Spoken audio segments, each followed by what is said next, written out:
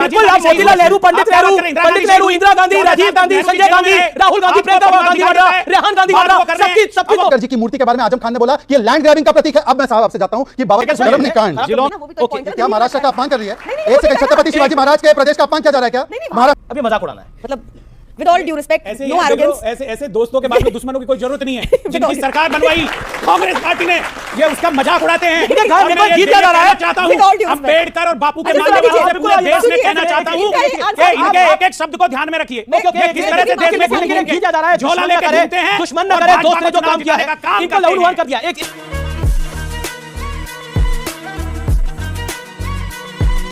दोस्तों नमस्कार, शेखर की बात लाइव में आप सबका स्वागत है। दोस्तों वैसे तो कांग्रेस, समाजवादी पार्टी, लालू, ये जो जितने भी इंडी गठबंधन वाले हैं, जो हिंदू विरोधी हैं, हिंदुओं में कभी एकता नहीं चाहते, हिंदुओं को जाति में, वर्ग में बांटे रखना चाहते हैं, वो स्वाभाविक रूप से सावरकर से जलते हैं। लेकिन अभी कुछ ज़्यादा ही सुलगी हुई है उनकी। दिल्ली में बीजेपी ने एक कॉलेज का उद्घाटन किया जिसका नाम उन्होंने सावरकर के नाम पर रखा, और इसके बाद तो कुछ ज़्यादा ही ये इंडी गठबंधन वाले कांग्रेस, समाजवादी, ये जितने भी चुट्टों का गैंग है, देशद्रोहियों का गैंग है, हिंदू विरोधियों का गैंग है, ये बौखलाए हुए हैं। इनका मोटिव बस, इनकी सोच यह होती है कि एक परिवार, गांधी नेहरू परिवार को महान से भी महान दिखाओ और बाकी अन्य स्वतंत्रता सेनानियों को कमतर बताओ, उनका अपमान करो। ये इनका चरित्र हो गया है। अमीश देवगन ने जिस तरह से और शहजाद पूनावाला ने धोया, यह तो मुझे भी उम्मीद थी कि इस तरह की डिबेट होगी जिसमें इनको लताड़ा जाएगा, लेकिन इतना लताड़ा जाएगा यह नहीं सोचा था। किस तरह से इनकी लताड़ लगी है इनको, आप स्वयं देखिए। चलिए शुरू करते हैं। तो बार बार कह चुके हैं, लेकिन आप वैसे तो इंडिया अलायंस में है, लेकिन आपने अपना घोषित अघोषित समर्थन आम आदमी पार्टी को दे दिया है। 50 सेकंड आपके।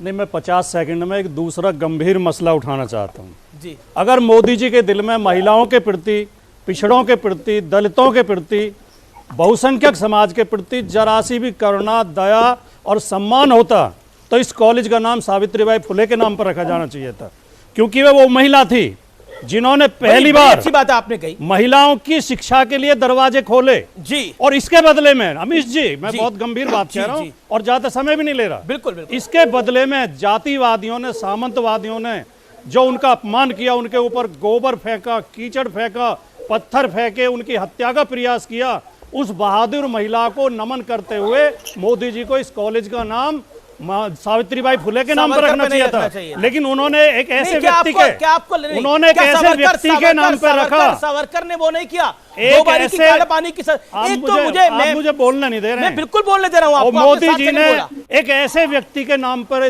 वो कॉलेज का नाम रखा जो आजादी की लड़ाई में अंग्रेजों के साथ था। बिल्कुल नहीं थे, बिल्कुल 100% अंग्रेजों के साथ था। ये एक परिवार की बकौती नहीं है, खेलता था, अंग्रेजों के लिए फील्डिंग करता था, अंग्रेजों के लिए जासूसी बाकी लोगों ने लड़ी। देखिए बाकी लोगों का सम्मान है, लेकिन सावरकर वहां पर थे और लड़ाई लड़ रहे थे। Okay okay, Shehzad Poonawalla. एक सेकंड बोलूंगा बीच में। परिवार की मैंने बोला, एक संयोजक हैं और आपने परिवार का नाम लिया है। उस परिवार के विषय में मैं बता देना चाहता हूं, मोतीलाल नेहरू की स्वर्गीय पत्नी अंग्रेजों की हिंसा का शिकार होने के बाद में वो शहीद हुई। नहीं बिल्कुल, आप मोतीलाल नेहरू, पंडित नेहरू, इंदिरा गांधी, राजीव गांधी, संजय गांधी, राहुल गांधी, प्रियंका गांधी वाड्रा, रेहान गांधी वाड्रा, सबको तो सम्मान मिल ही रहा है। वीर सावरकर जिससे 2 बार की परिवार पे कैसे आ जाते हैं? उसको सम्मान मिले, परिवार की शहादत, परिवार की कुर्बानी का दूसरा उदाहरण रखिए ना अपने शो में। अमीश जी, मैं आपसे एक रिक्वेस्ट करता हूँ। आज चारों ही बहुत ही वरिष्ठ प्रवक्ता अपनी अपनी पार्टी या विचारधारा के हैं, किसी को किसी के बीच में बोलने की आवश्यकता नहीं, और एकदम प्यार मोहब्बत से हम अच्छी से डिबेट करें ताकि जनता को कुछ मिले।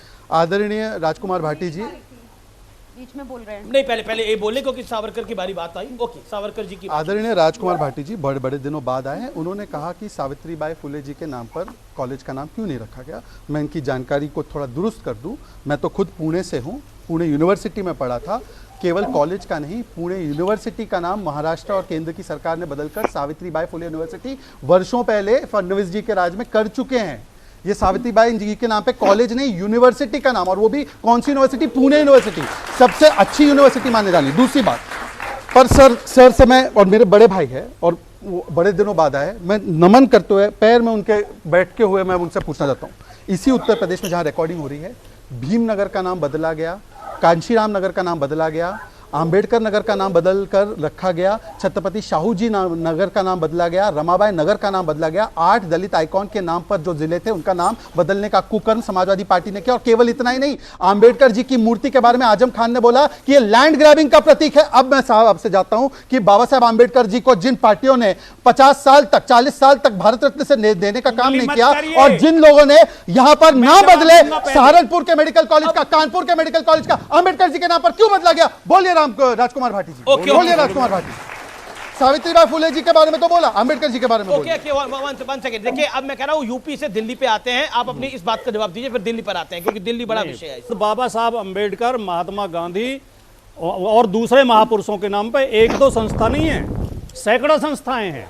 किसी के नाम पे अगर एक संस्था, ये इलाकों के नाम आपकी सरकार ने बदले थे कि नहीं बदले थे? जिलों के नाम बहुत बड़े दलित हितक और चिंतक बन रहे हैं, लेकिन आपके शासन में आपने क्या कर्म किए? हाँ नहीं कर्म कांड बोलिए, कांड मैंने बोला कर्म नहीं कांड। जिलों के नाम स्थानों के नाम पर होते हैं। अच्छा, इसमें तकनीकी मामला। अच्छा, तकनीकी मामला है। यस, और वहाँ के नागरिकों ने बाकायदा मुझे लग रहा है कि निर्वाचित संस्थाओं ने नहीं पर अच्छा, मतलब आपने इतने महान दलित नेताओं के, चिंतकों के इलाकों के नाम बदलकर आपने दूसरे नाम पे कर दिए, लेकिन आपने बोला वो दूसरे एंगल से होते हैं। चलिए मैं दूसरे एंगल पे आऊंगा, लेकिन मैं दिल्ली पे आता हूँ। एक सेकंड दिल्ली पर आता हूँ। देखिए, प्रधानमंत्री मोदी ने आज कहा कि मैं भी अपने लिए शीश महल बनवा सकता था, लेकिन मैंने गरीबों के लिए घर बनवाए हैं। ये डायरेक्ट अटैक है अरविंद केजरीवाल पर और उनके मकान पर, जिसको शीश महल, जहां पे खुलदा सिमसिम वाले पर्दे हैं, जिसमें ऑटोमेटिक सिस्टम है पूरा, और कांग्रेस भी उसी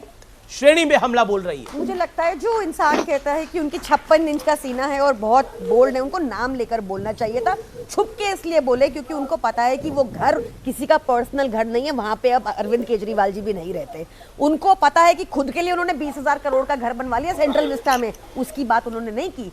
आप इनके झूठों पे आती हूँ। इन्होंने बोला कि 8,000 करोड़ यमुना सफाई के दिए, झूठ बोल रहे हैं। आप लोग सब गूगल करके चेक कर लो, झूठी पार्टी है, ऊपर से नीचे तक झूठ के अलावा कुछ निकलता नहीं इनके मुंह से। दूसरा सुनिए, इन्होंने झूठ बोला। आज कितने घर दिए? 1500 से भी कम दिए ना, अच्छी बात है, चलो इनको याद तो है। 2 लाख लोगों को इन्होंने बेघर किया है झुग्गियां तोड़ के, पिछले साल में ही, बाकी सालों का नहीं बता रही, सिर्फ 2023 में 2 लाख लोगों को इन्होंने बेघर किया है झुग्गियां तोड़ के। जिनके घर ये जाते हैं, खाते हैं, फोटो खिंचाते हैं, अगले दिन उनकी झुग्गी तोड़वा देते हैं। ऐसे है भाजपाई।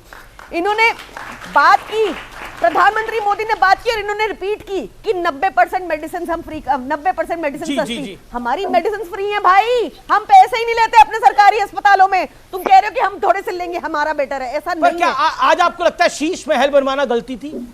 देखिए, शीश महल है ही नहीं। जब कोविड से लोग त्रस्त थे तब मकान बनना था। नहीं, ऐसा ये सारा दुष्प्रचार है। मैं आपको सिंपली बता देती हूँ। देखिए, वहां पर क्या मकान तो बना हुआ है उधर? वो घर 1952 में लास्ट टाइम रेनोवेट हुआ था। उस घर की छत अरविंद केजरीवाल जी के माँ बाप के कमरे की छत गिरी थी, तब रेनोवेशन हुआ। उस घर में दफ्तर भी बना दिए गए।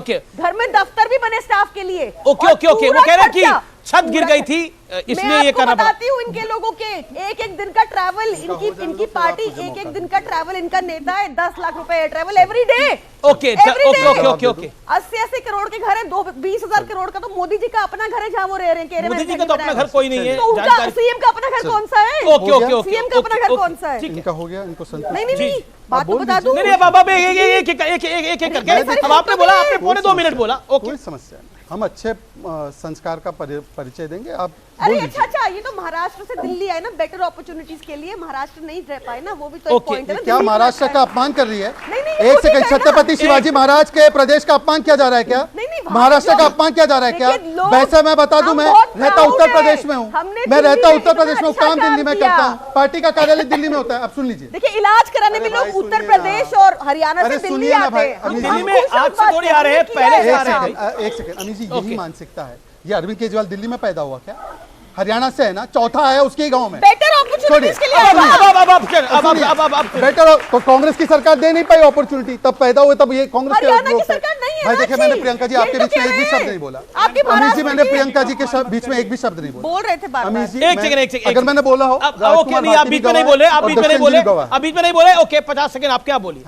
अभी इन्होंने कहा कि हमने 1952 का घर था, इसलिए छत गिर रही थी माँ बाप के सिर पर, इसलिए छत बनाने के लिए हमने रेनोवेशन करवाया।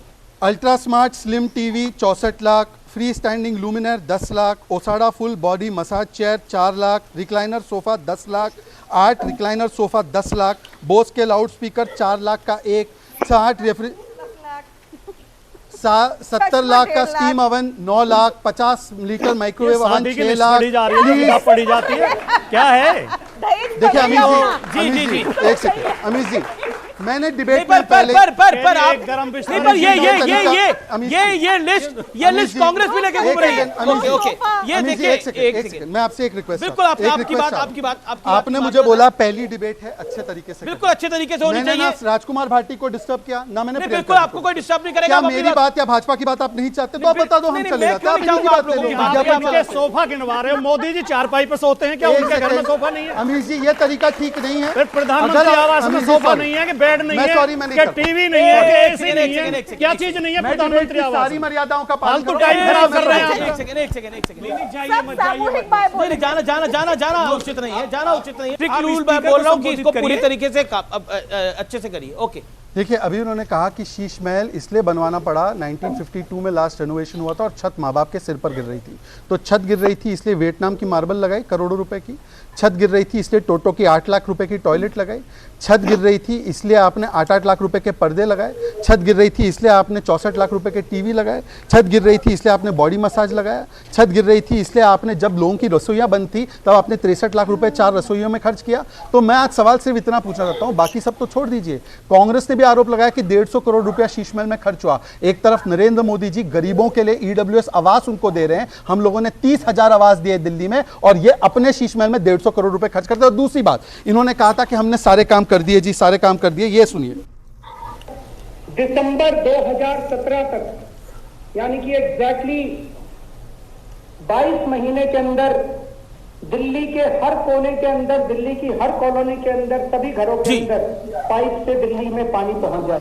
2017 में पाइप से सब घरों में, कॉलोनी में पानी पहुंचना था। आपके घरों में, कॉलोनियों में सब जगह पानी 24/7 आ रहा है क्या? आ रहा है क्या? अब मैं सिर्फ इतना पूछा हूं, बिना किसी से पर्सनल हुए, बिना किसी को नेम कॉलिंग किए, आपने ये वादा किया था पानी का, पूरा हुआ नहीं हुआ? बताइए जनता को। आपने वाटर लॉगिंग मुक्त बनाने का बोला था, बताइए किया कि नहीं? ओके प्रियंका, ये क्या आपको लगता है कि ये जो पूरा शीश महल का है, इसको कांग्रेस भी इस पे हमलावर है, बीजेपी भी है और प्रधानमंत्री मोदी ने भी इसका? मैं पहले बता दूं, इनके पास कुछ और है नहीं बोलने को, इसलिए इन्होंने कहानियां बनाई है, लिस्टें बनाई है। दिल्ली में विकास करने का कार्य किया है तो वो कांग्रेस पार्टी ने किया है, श्रीमती शीला दीक्षित जी ने किया है, और आज संदीप दीक्षित जी के नेतृत्व में, अलका जी के नेतृत्व में, अजय माकन जी के नेतृत्व में दिल्ली में जनता कांग्रेस को चुनने जा रही है, कांग्रेस की सरकार बनने जा रही है।